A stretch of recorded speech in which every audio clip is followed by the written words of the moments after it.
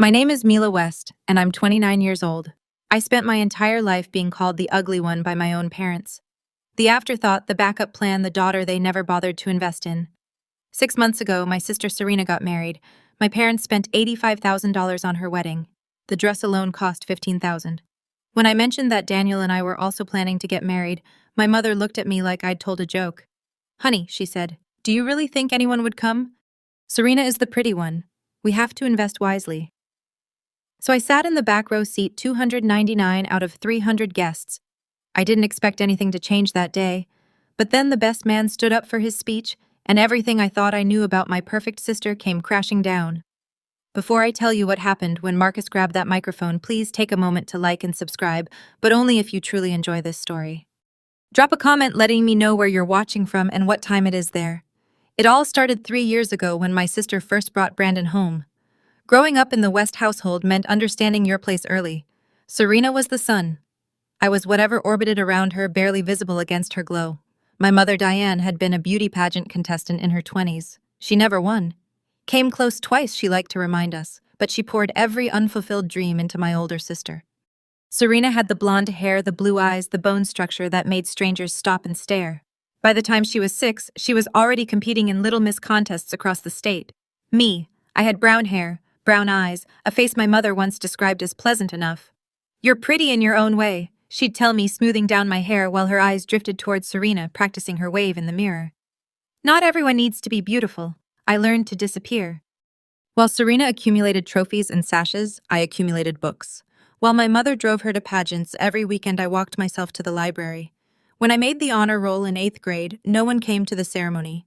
They were at Serena's regional competition. "We'll celebrate when you get home," Dad promised over the phone. They forgot. I found our family photo albums once tucked in the hall closet, 47 pages dedicated to Serena. Every pageant, every recital, every milestone. 3 pages for me. One baby photo, one kindergarten picture, one awkward shot from middle school graduation where half my face was cut off. I counted twice thinking I'd missed something. I hadn't. My mother lived through Serena because Serena was everything she'd wanted to be, and I was just there. The other daughter, the one who didn't need investment. I told myself it didn't matter. I told myself I was fine. I was 29 years old before I realized I'd been lying. Brandon Hayes walked into our lives at a charity gala 3 years ago. Serena was there as an influencer. She'd built a following of 500,000 people who watched her apply lipstick and talk about self-care. Brandon was there because his family had funded the entire event. The Hayes family, old money, the kind of wealth that doesn't need to announce itself. When Serena brought him home for Sunday dinner, my mother nearly fainted. "A Hayes," she whispered to my father in the kitchen, gripping his arm. "Can you imagine our Serena with a Hayes?" From that moment, every conversation in our house revolved around Brandon's job at the investment firm, Brandon's family estate in Connecticut, Brandon's mother's preference for winter weddings. I'd sit at the dinner table invisible while my parents mapped out Serena's future like generals planning a campaign. "This could change everything for our family," Mom said once, not even bothering to lower her voice. I'd been dating Danielle for 2 years by then. He taught high school English, Shakespeare, and Steinbeck to teenagers who mostly didn't care. He made me laugh. He remembered my birthday. He never once made me feel like I was someone's backup plan. The first time I brought him to meet my parents, my mother's smile flickered. "A teacher," she said, looking him up and down. "Well, that's nice. He's brilliant," I said. "I'm sure he is, honey." She turned to my father. "Did Serena tell you? Brandon's taking her to the Hamptons next weekend." Daniel squeezed my hand under the table. He didn't say anything. He didn't have to. That night, driving home, he asked me why I kept trying. I didn't have a good answer. I still don't. But I do remember the first time I saw Tyler Hayes, Brandon's younger brother, looking at my sister like she was something he wanted to devour. Brandon proposed on Serena's 32nd birthday. A 3-carat diamond, a rooftop in Manhattan. A photographer hiding behind a potted plant to capture her surprised face for Instagram. The engagement announcement came with a budget that made my head spin. $85,000. My mother announced at dinner, beaming like she'd won the lottery. "The venue alone is $40,000, but the Hayes family knows the owner. We're getting a discount. $85,000 for one day for flowers that would wilt and cake that would be eaten and a dress that would hang in a closet forever." I'd been engaged to Daniel for 3 months by then. He'd proposed quietly in our apartment with his grandmother's ring and a speech he'd practiced so many times he still stumbled over the words. I said yes before he finished. I hadn't told my parents. I was waiting for the right moment. That night, I thought maybe the moment had come. Daniel and I are engaged too, I said when my mother paused for breath. We're thinking of a small ceremony, maybe next spring.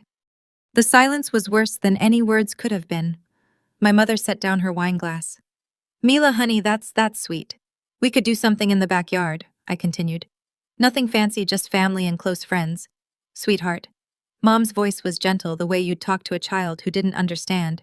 Do you really think anyone would come, compared to Serena's wedding? She didn't finish. She didn't have to.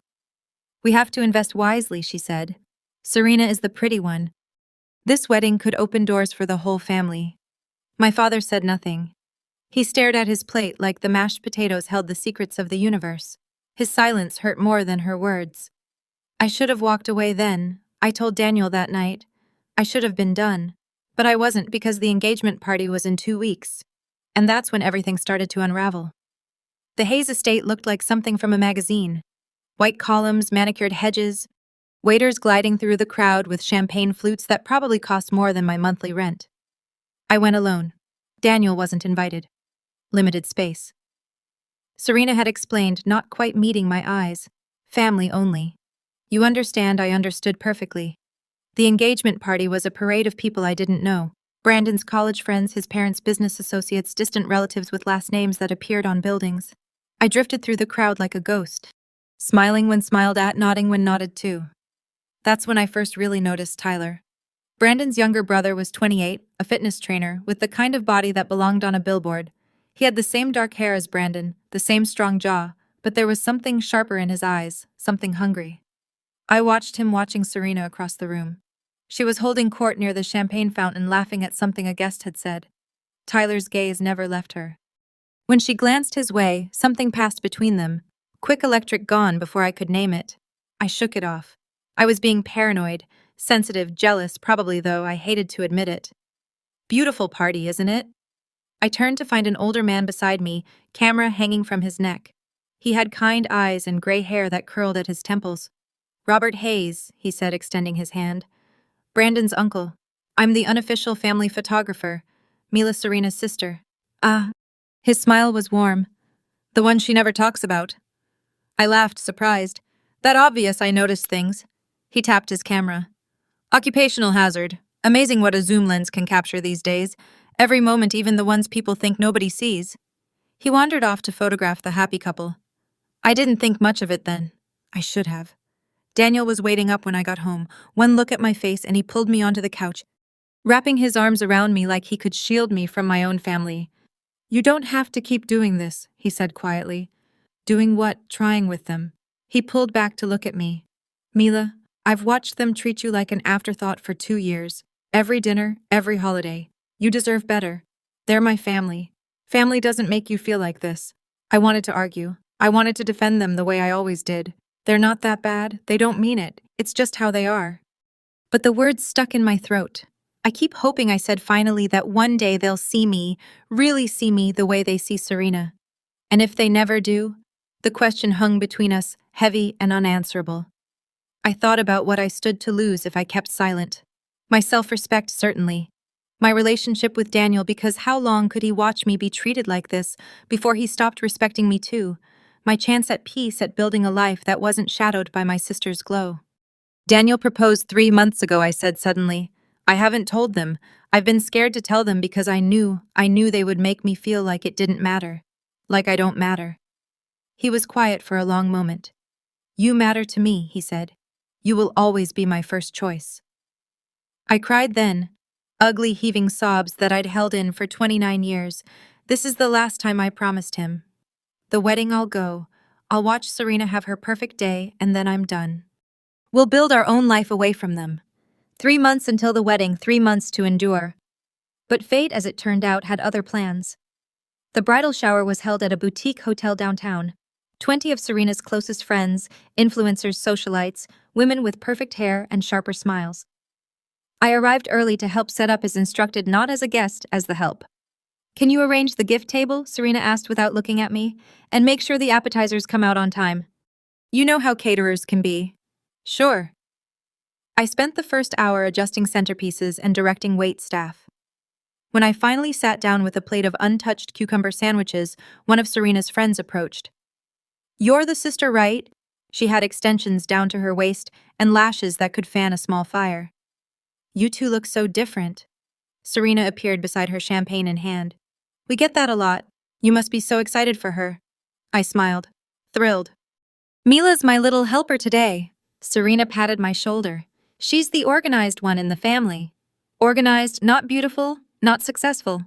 Organized, the girl who arranges gift tables. I'll go check on the appetizers, I said. See? Serena's voice followed me. Always so helpful. I was halfway to the kitchen when I glanced back. Serena had her phone out, hidden beneath the tablecloth. She was typing rapidly, a secret smile playing on her lips. The kind of smile that had nothing to do with wedding planning. I knew that smile. I'd worn it myself in the early days with Daniel when every text from him felt like a gift. But Brandon was across town at his bachelor party. So who was making the bride smile like that? I pushed the thought away. I was being paranoid, seeing problems where there were none. But that night I couldn't sleep. And 3 days later, Marcus Reed called. The call came on a Tuesday afternoon. Unknown number. I almost didn't answer. Is this Milo West? The voice was male-controlled with an undercurrent of something I couldn't identify. Urgency maybe, or anger. Who's asking Marcus Reed? I'm Brandon's best man. We met briefly at the engagement party. I remembered him vaguely, tall, serious, watching the crowd with the sharp eyes of someone who made a living asking questions. Brandon had mentioned he was a journalist. We need to talk, he said about Brandon. I barely know Brandon. That's the problem. A pause. Neither does he. The words hung there, strange and ominous. I'm not sure what you're... Can we meet somewhere private? There's something you need to know. Something about your sister. My stomach dropped. What about her? Not over the phone, please. Every instinct told me to hang up, to stay out of it, to let whatever was happening between Serena and whoever remain none of my business. But that smile, that secret smile at the bridal shower. Tomorrow, I heard myself say. The coffee shop on 5th and Main, 3 o'clock, I'll be there. He hung up before I could change my mind. Daniel found me staring at my phone 20 minutes later. Who was that Brandon's best man? I set the phone down. He says he needs to tell me something about Serena. What kind of something I don't know yet. Daniel sat beside me, concern etched in his face. Mila, whatever this is, you don't have to get involved. I know. But something in me, the part that had been silent for 29 years, the part that had watched and waited and never spoken up, that part wanted to know. For once, I wanted to know what was really going on. Marcus was already waiting when I arrived, hunched over a black coffee, like it held answers he couldn't find anywhere else. Up close, he looked tired, the kind of tired that comes from knowing something you wish you didn't. Thank you for coming.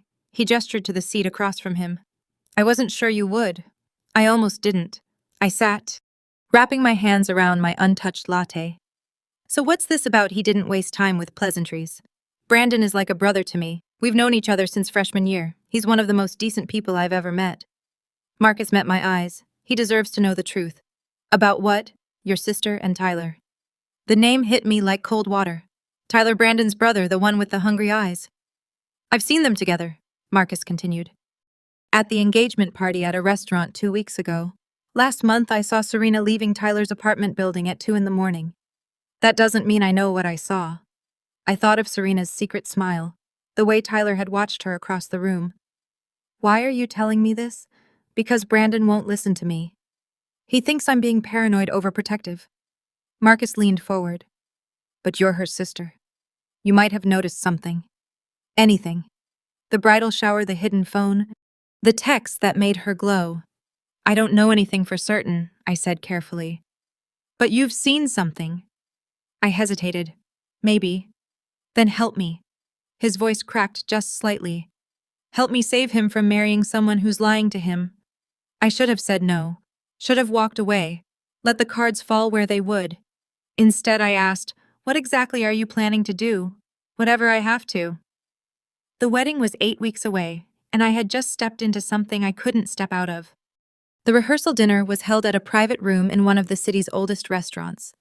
Dark wood paneling, crystal chandeliers, the kind of quiet elegance that whispered old money.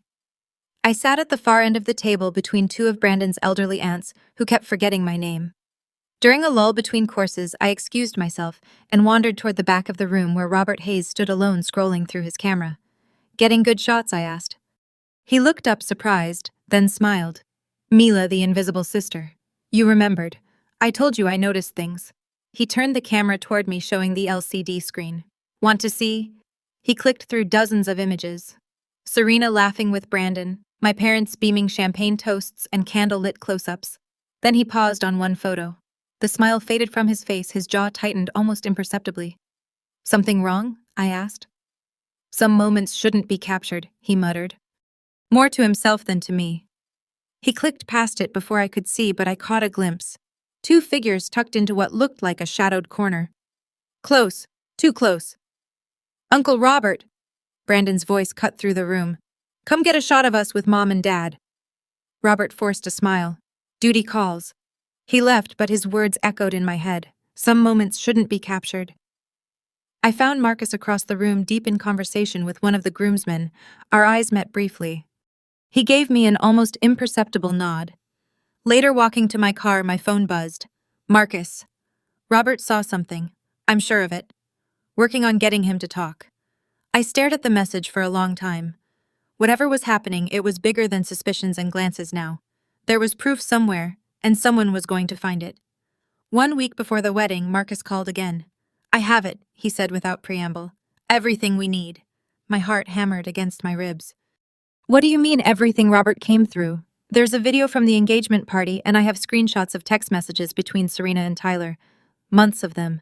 It's bad, Mila. I sank onto my couch. The phone pressed hard against my ear.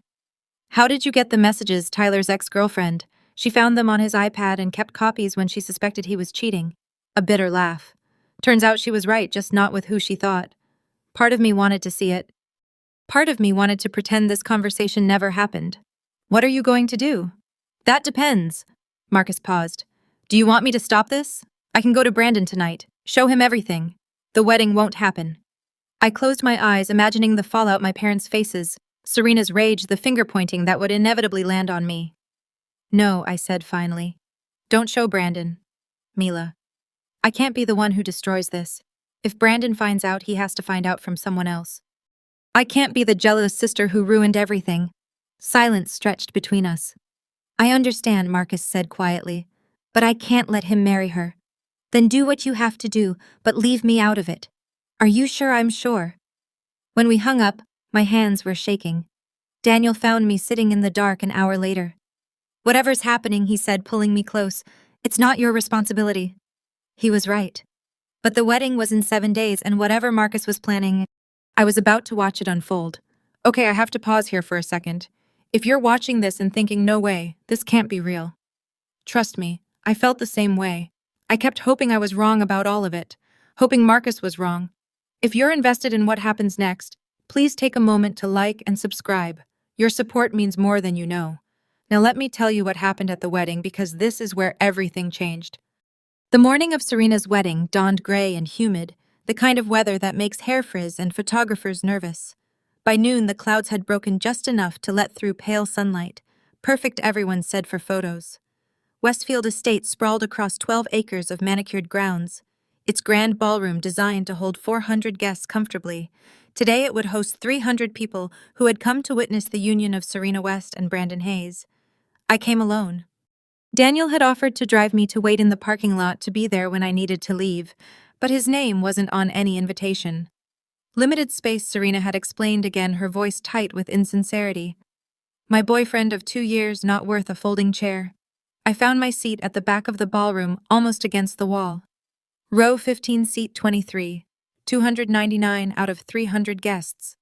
I could have laughed if it didn't sting so much. The room filled slowly, women in designer dresses, men in tailored suits, the subtle competition of wealth on full display. I recognized almost no one. Then I saw Marcus. He stood at the front with the other groomsmen adjusting his bonnet. He looked calm, too calm, like a man who had already made peace with what he was about to do. Our eyes met across the sea of guests. He nodded once, almost imperceptibly. My stomach tightened. Tyler stood in line with the groomsmen too, third from the left. Even from here, I could see the sheen of sweat on his forehead. His tie looked too tight. His smile looked too forced. He knew something was wrong. He just didn't know what. The string quartet began to play, and 300 heads turned toward the entrance. The bride was coming. Serena appeared in the doorway like a vision from a bridal magazine. The dress was everything my mother had dreamed of. $15,000 of hand-sewn lace, a cathedral train that seemed to go on forever. A veil so delicate, it looked like morning mist. Serena floated down the aisle on our father's arm, her smile radiant, her eyes fixed on Brandon at the altar. My mother was already crying. "Isn't she beautiful?" Someone whispered behind me. "Stunning." Another voice agreed, "Like a princess." I watched my father hand Serena over to Brandon. His face glowed with pride, the kind of pride I'd spent a lifetime trying to earn. Mom clutched her handkerchief, dabbing at tears that had been waiting 20 years to fall. Their perfect daughter. Their perfect moment. At the altar, Brandon took Serena's hands. His face was open, trusting, full of a love so genuine it made my chest ache. He had no idea. No idea that the woman in white had spent months lying to him. No idea that his own brother knew what her lips tasted like. "I, Brandon, take you, Serena, to be my wife," he said, voice steady. "To have and to hold from this day forward. To be honest and faithful, honest. Faithful." The irony wasn't lost on me. Serena repeated her vows without a tremor, without a flicker of guilt. She was good. She had always been good at performing. "I now pronounce you husband and wife." The crowd erupted in applause. 300 people celebrating a lie. I clapped too. What else could I do? But as the newlyweds swept back up the aisle, I caught Tyler's expression, white as paper, sweating through his expensive suit. Whatever was coming, he felt it too. We all did. We just didn't know how close it was. The reception was held in the grand ballroom, transformed into a wonderland of white roses and candlelight. Crystal chandeliers cast soft prisms across the dance floor where Serena and Brandon swayed through their first dance. I sat at a table near the back with guests I didn't know. Nobody introduced themselves. Nobody asked my name. Then my mother took the microphone. "I want to say a few words about my beautiful daughter." The room quieted. Diane West stood at the center of attention, exactly where she'd always wanted to be. "Serena has been my pride and joy since the moment she was born. I knew she was special. I knew she was destined for great things." Mom's voice cracked with rehearsed emotion. "And now seeing her with Brandon, I know all my dreams for her have come true." The guests murmured approval. My father beamed. And of course, Mom continued scanning the room. "My other daughter is here somewhere. Mila, wave from wherever you are." 299 faces turned searching. A few people chuckled when they couldn't find me. I didn't wave. "Well, she's shy." Mom laughed it off. "Anyway, to the bride and groom. To the bride and groom." The crowd echoed. I sat perfectly still, heat rising in my cheeks. My other daughter. Not my younger daughter. Not my second child. My other daughter, like I was an accessory she'd almost forgotten to mention. At the head table, Marcus checked something beneath his napkin, a laptop case partially hidden, a USB drive in his palm. He caught my eye. His expression said, "It's time." "And now," the MC announced, "please welcome the best man for his toast." Marcus rose, slowly adjusted his tie, smiled. It wasn't a warm smile. It was the smile of someone about to burn down a house of cards. Marcus walked to the microphone with the measured pace of a man who had rehearsed this moment 100 times. The room settled into expectant silence. "Brandon and I met freshman year of college." He began, his voice warm, conversational. "He let me borrow his notes when I missed class, brought me soup when I had the flu, talked me through every bad breakup I've ever had." Laughter rippled through the crowd. Brandon grinned, raising his champagne glass. "He's the most loyal person I know, the most honest. The kind of man who believes everyone deserves the truth, no matter how hard it is to hear." Something shifted in Marcus's tone. Subtle, but I caught it. A slight hardening at the edges. "Brandon once told me that trust is the foundation of any relationship, that without honesty, love means nothing." Marcus paused. I've always admired that about him. The room was still smiling, still nodding along, but at the head table, Serena's hand had frozen halfway to her water glass. "That's why," Marcus continued, "I think Brandon deserves the truth always." Brandon laughed nervously. "Getting a little serious there, buddy." "I am serious." Marcus's eyes locked onto the groom's dead serious silence. The string quartet had stopped playing. Waiters paused mid-step. 300 people held their breath without knowing why. I struggled with whether to do this. Marcus said, his voice carrying to every corner of the room. For weeks, I asked myself if it was my clears throat place, if I should just let things happen. He looked at Serena, then at Tyler, whose face had gone the color of old milk. But Brandon is my brother in every way that matters, and he deserves to know who he's married. My mother's smile had frozen. My father's champagne glass hung suspended in midair. Before I finish, Marcus said, I think everyone deserves to see what true love looks like. The massive screen behind the head table flickered to life. At first I thought it was part of the planned slideshow, photos of Brandon and Serena, their love story and pictures. But then the image sharpened and the room went cold. It was the engagement party. The corner of the Hayes estate garden partially hidden by hedges, two figures pressed together in the shadows. A woman in a champagne dress, a man with dark hair, Serena and Tyler kissing like they'd done it 1,000 times before. Gasps rippled through the crowd like a wave. Someone dropped a champagne glass. It shattered on the marble floor, the sound absurdly loud in the stunned silence. What is this? Brandon's voice came out, strangled, unrecognizing. The video changed. Screenshots now. Text messages enlarged for all 300 guests to read. Tyler. I can't stop thinking about last night. Serena, me neither. When can I see you again, Tyler? This is crazy. He's my brother. Serena, he doesn't have to know. No one has to know. The messages continued. Dates spanning months. Details that left nothing to imagination. Serena screamed, "Turn it off! Turn it off!" But Marcus didn't move toward the laptop. Neither did the tech crew, frozen in shock. Brandon. Marcus's voice cut through the chaos. I'm sorry. I'm so sorry you had to find out this way. But I couldn't let you live a lie. Brandon stood slowly. His face was white, his hands trembling. He turned to his bride, his wife of less than an hour. Tell me it's fake, he whispered. Tell me it's photoshopped. Tell me something. Serena's mouth opened, opened again. No words came. And in that silence, 300 guests understood exactly what they were witnessing. The perfect wedding had become the perfect nightmare. The ballroom erupted into chaos. Brandon lunged across the table toward Tyler. Champagne glasses flew, flower arrangements scattered. It took 3 groomsmen to hold him back, and even then his fist connected with Tyler's jaw hard enough to send him sprawling. My own brother! Brandon's voice broke raw with betrayal. My own brother! Tyler scrambled backward, hands raised. Brandon, listened to me. It didn't mean anything. Months. There are months of messages. Serena threw herself between them, mascara streaming down her face. Brandon, please. Please just let me explain. It was a mistake. One terrible mistake. Brandon shoved past her like she wasn't there. Don't touch me. Don't you ever touch me again. Brandon, we've been married for 45 minutes. His laugh was hollow, broken. 45 minutes and I already wanted divorce. Guests were streaming toward the exits. Some watched in horrified fascination. Phones raised to capture the wreckage. Others fled like the building was on fire. Mrs. Hayes, Brandon's mother, had collapsed into a chair, her husband frantically fanning her face. She kept whispering, no, no, no, like a prayer that had already gone unanswered. Tyler stumbled to his feet, blood dripping from his lip. Brandon, I'm sorry. I'm so sorry. Get out. Brandon's voice was deadly quiet now. Get out before I do something we'll both regret. 2 of the groomsmen escorted Tyler toward the back exit. He didn't resist. He didn't look back. And Serena, perfect, beautiful Serena, stood alone at the center of her $15,000 dress, watching everything she'd built crumble around her. For a moment, just a moment, I almost felt sorry for her. Then I remembered every cruel word, every dismissive glance, every time she'd made me feel like nothing. The moment passed.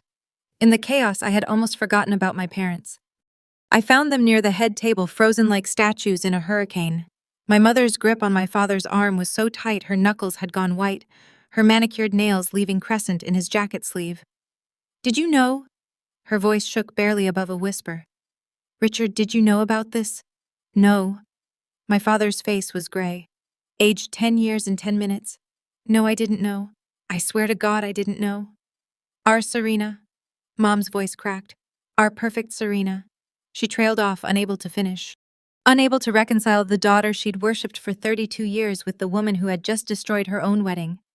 Then my mother saw me. Our eyes met across the chaos. The scattered rose petals, the overturned chairs, the shell-shocked guests. She moved toward me like a woman in a trance. Mila. She grabbed my arms, her fingers digging in.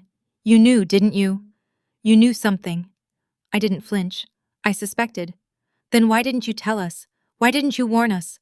The question hung in the air. So absurd I almost laughed. Would you have believed me? I asked quietly. Of course I would have. Would you? Really? I met her eyes steady and unflinching. If I had come to you and said Serena was cheating on Brandon, what would you have done? Would you have believed the other daughter? Or would you have called me jealous? Mom's mouth opened, closed. No words came. That's what I thought. I gently removed her hands from my arms.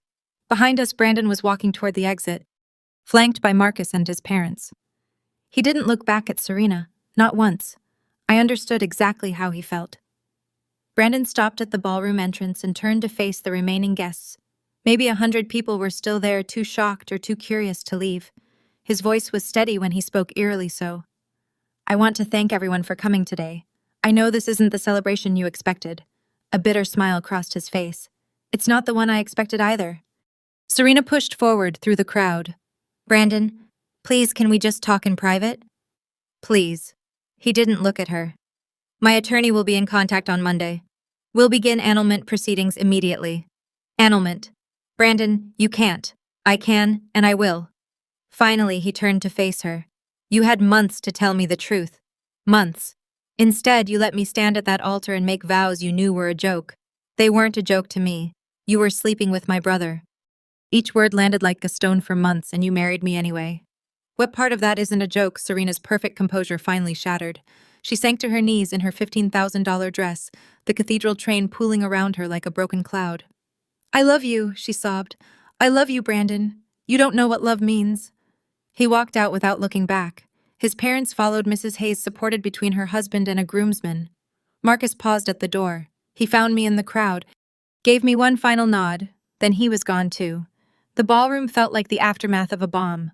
Flowers trampled underfoot, chairs overturned, a wedding cake sitting untouched, its little bride and groom topper mocking what might have been, and Serena still kneeling on the floor surrounded by everything she'd destroyed. For the first time in my life, I had nothing to say to her. I gathered my purse and walked toward the exit, stepping carefully over scattered rose petals and broken glass. I was almost to the door when my mother intercepted me. Where are you going? Her voice was shrill, desperate. You can't just leave. Yes, I can, but Serena needs to deal with the consequences of her own choices. I adjusted my bag on my shoulder. I'm done. Mila, please. Mom clutched my arm. You have to help us figure out what to do. You're her sister. I'm supposed to. What? I turned to face her fully. Clean up her mess. Make her feel better. Be the organized one who fixes everything while Serena cries. I didn't mean you called me the other daughter tonight in front of 300 people. My voice was calm, unnervingly calm. You've spent 30 years treating me like a backup plan, and now you want my help. Mom's face crumpled. Mila, I love you, Mom, but I'm done being invisible. I gently removed her hand from my arm. When you're ready to have me in your life as your daughter, not as Serena's helper, not as the other one, you know where to find me. I walked out before she could respond. Daniel was waiting in the parking lot, leaning against his car, like he'd been there for hours. Maybe he had. How bad? He asked, biblical. He opened the passenger door for me without another word. We were halfway home before I realized I was crying. Not for Serena, not for my parents, for the little girl who had counted photo album pages and come up short, for the woman who had finally stopped waiting to be seen. Daniel took my hand. He didn't let go until we got home. I know some of you might think I should have felt more satisfied in that moment. Vindicated maybe, but honestly I just felt tired. Tired of fighting for scraps of their attention. Tired of being angry. If this story is resonating with you, please comment below. Have you ever had to watch karma do its work? I'd love to hear your experiences. Now let me tell you what happened in the weeks after. The fallout was swift and merciless. Within 48 hours, videos from the wedding had spread across every social media platform that mattered. Someone had captured Marcus's entire speech on their phone. Someone else had filmed Serena's breakdown. Another had gotten footage of Tyler scrambling away with blood on his face. By Monday morning, Serena's carefully curated Instagram following had imploded.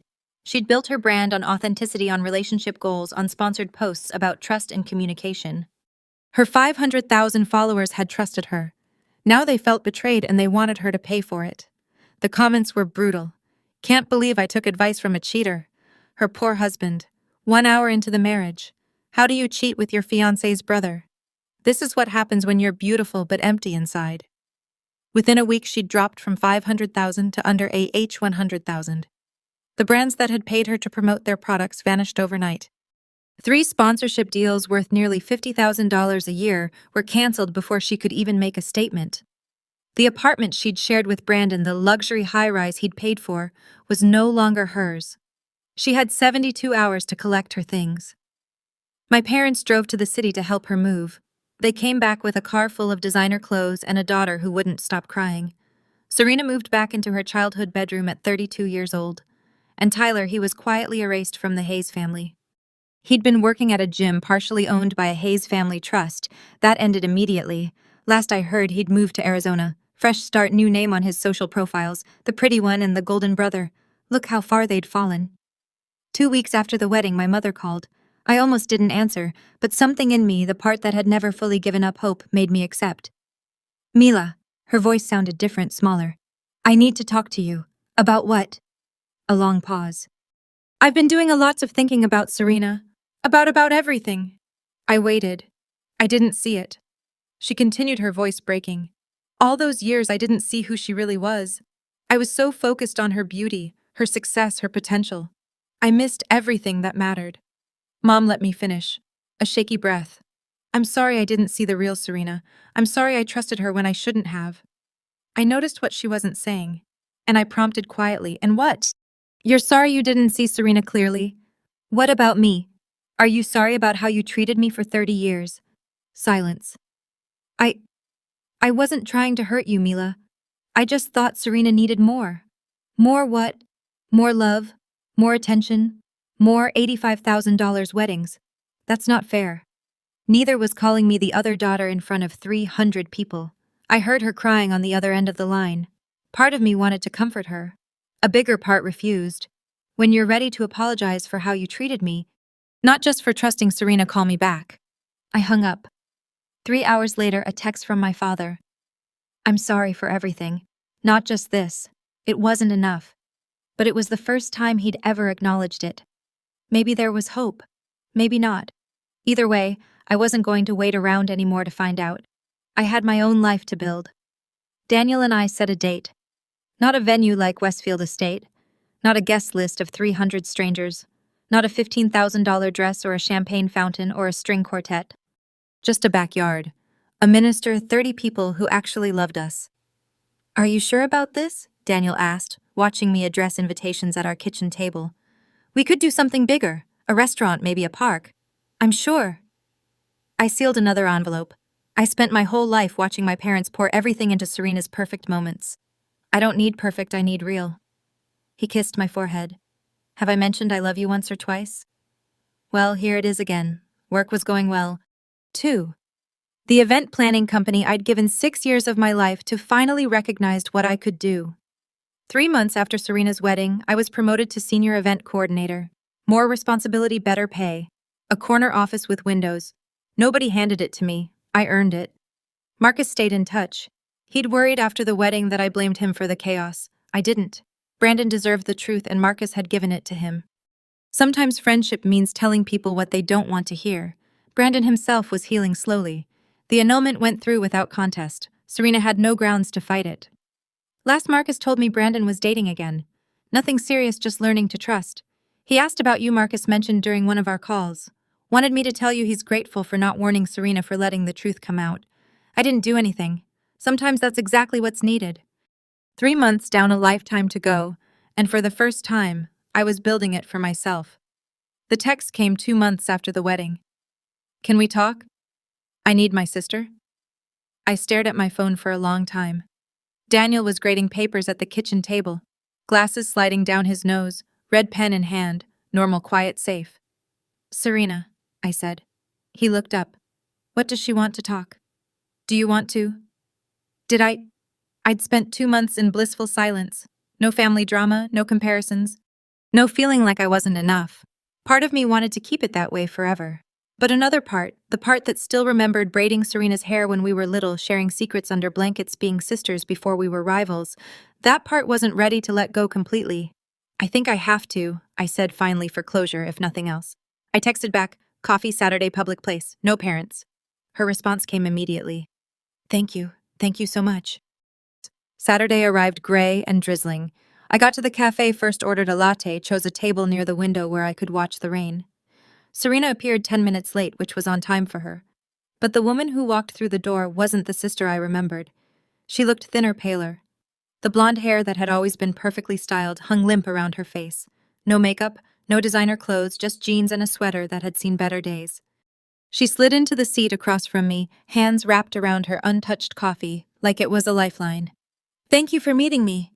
Don't thank me yet. I kept my voice even. I haven't decided what I'm willing to give you. She flinched, but she nodded. I deserve that, she said quietly. We sat there, two strangers who used to be sisters with everything and nothing between us. I messed up. Serena's voice was barely above a whisper. I know I messed up. Yes, you did. The thing with Tyler, it started before the engagement. I know that doesn't make it better, but I want you to understand. I was scared. Brandon was so perfect and I was terrified I wasn't enough for him. So you slept with his brother? She winced. I'm not asking you to understand. I want you to know I'm sorry for the affair, for everything. I leaned back in my chair, studying her. The woman in front of me looked broken. Genuinely, thoroughly broken. Part of me wanted to reach across the table and hug her. A bigger part remembered every cruel word she'd ever spoken. Are you sorry for the affair? I asked carefully. Or are you sorry for how you treated me for 29 years? Serena blinked. What do you mean? I mean you called me the organized one in front of your friends like it was an insult. I mean you let Mom spend my entire childhood comparing us. I mean you stood by while they called you the pretty one and treated me like I didn't exist. I didn't. I never asked them to. But you didn't stop them either, did you?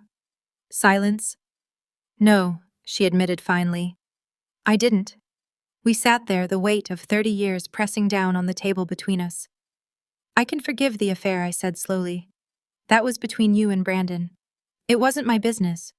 But I can't forget how you and Mom and Dad made me feel my whole life.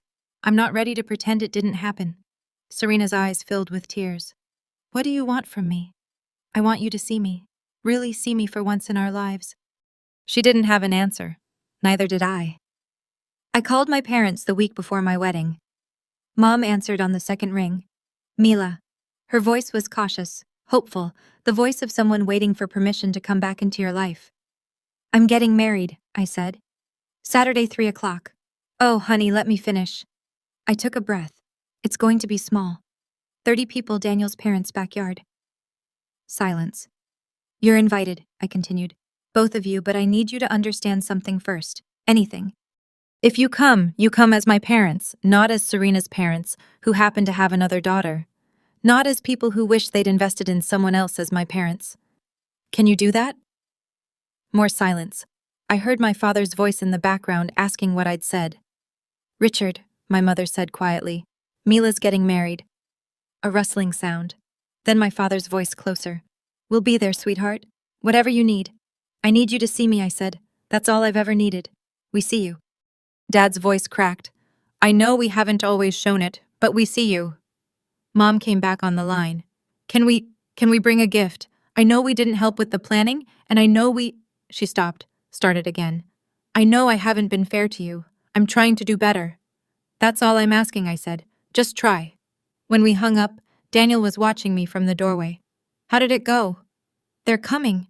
I smiled, surprised to find it was genuine. They're actually coming. How do you feel? I thought about it, hopeful, terrified, but mostly just ready. He crossed the room and pulled me into his arms. You're going to be a beautiful bride, he said. I'm going to be a real one. That's better. The day I married Daniel, it rained. Not a polite drizzle like Serena's wedding day, a full downpour that turned the backyard into a muddy mess and forced all 35 of us under a rented tent that had definitely seen better days. It was perfect. My dress cost $300 from a vintage shop downtown. My flowers were wildflowers Daniel had picked from a field near his parents' house. The minister was a family friend who kept mixing up his notes and making us laugh, and I was so happy. My parents sat in the second row, not the first, which belonged to Daniel's parents, the people who had welcomed me into their family without conditions or comparisons. But they were there. Mom cried through the whole ceremony. Dad kept clearing his throat and blinking hard. For once, I think they were crying for me. Marcus came bringing Brandon along. He looked good, lighter than he had at his own disastrous wedding, like he'd finally set down something heavy. He hugged me before the ceremony. "Thank you," he said simply. "For what?" "For not being like her." Serena wasn't there. I hadn't invited her. We weren't ready for that. Not yet.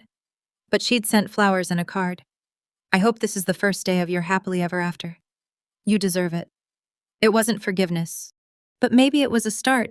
When Daniel and I said our vows, I didn't think about the venue that wasn't Westfield Estate, or the dress that wasn't designer. I thought about 35 people who showed up in the rain because they loved us. "I choose you," Daniel said. Today and every day after I was crying too hard to respond properly. But I think he understood. Sometimes people ask me if I hate my parents, if I hate Serena. The answer is more complicated than yes or no. I spent 29 years waiting to be seen. Waiting for my mother to look at me the way she looked at my sister. Waiting for my father to speak up just once and say I was enough. Waiting for Serena to acknowledge that she'd been given everything I'd been denied. Here's snorts. What I've learned. Waiting for other people to validate you is a losing game. You can spend your whole life performing for an audience that's looking at someone else. Or you can build your own stage. My relationship with my parents is still a work in progress. We have dinner once a month now. They ask about my job, my marriage, my life. It's awkward sometimes, but they're trying, and for the first time that feels like enough. Serena and I text occasionally. Nothing deep, just checking in. The tentative small talk of people rebuilding something from rubble. Maybe we'll never be close. Maybe that's okay. Some wounds heal differently than others. But here's the thing I want you to take from this story. If you take anything at all, your worth isn't determined by who loves you most. Setting boundaries isn't selfish, it's survival. And sometimes the best revenge isn't revenge at all, it's just living well. If you're someone's other daughter, someone's backup plan, someone's afterthought, know that you deserve to be someone's first choice. Not because you're the prettiest or the most successful or the most connected, just because you're you. I was always visible. They just chose not to look. Now I'm building a life with people who see me clearly, and honestly that's worth more than any $85,000 wedding. And that's my story. If you made it this far, thank you for listening. I know it was a long one, but it took me 29 years to tell it. If this resonated with you, please hit that like button and subscribe for more stories. Drop a comment below. What would you have done differently? And if you want more family drama stories, check out the links in the description. Take care of yourselves, and remember, you deserve to be someone's first choice.